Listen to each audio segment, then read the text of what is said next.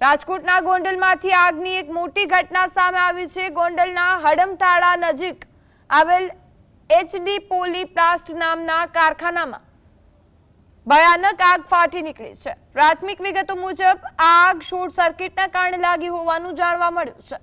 છેલ્લા 10 કલાકથી સતત ધગધગી રહેલી આ આગ પર કાબુ મેળવવા માટે ગોંડલ, શાપર અને રાજકોટ સહિતની ફાયર બ્રિગેડની ટીમો ઘટના સ્થળ પર પહોંચી છે અને ભારે જહેમત ઉઠાવી આગ પર કાબુ મેળવવામાં આવી રહ્યો છે। આ ભીષણ આગમાં કારખાનામાં રાખેલો મોટા ભાગનો માલ સામાન બળીને ખાખ થઈ ચૂક્યો છે, જેમાં આશરે ₹3 થી 4 કરોડનું મોટું નુકસાન થયું હોવાની આશંકા વ્યક્ત કરવામાં આવી છે।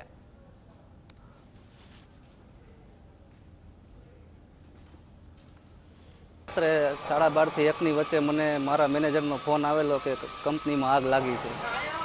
પછી મેં તરત ફાયર બ્રિગેડને જાણ કરી અને પછી તરત હું કંપની ઉપર પહોંચી ગયો। અંદાજે કેટલું નુકસાન છે અને શેનું કારખાનું છે? હું અત્યારે મંડપ સર્વિસની નેટ બનાવું છું અને બાથરૂમના ટૂલ્સ બનાવું છું અને અંદાજે 3.5 થી 4 કરોડ રૂપિયાની નુકસાની છે।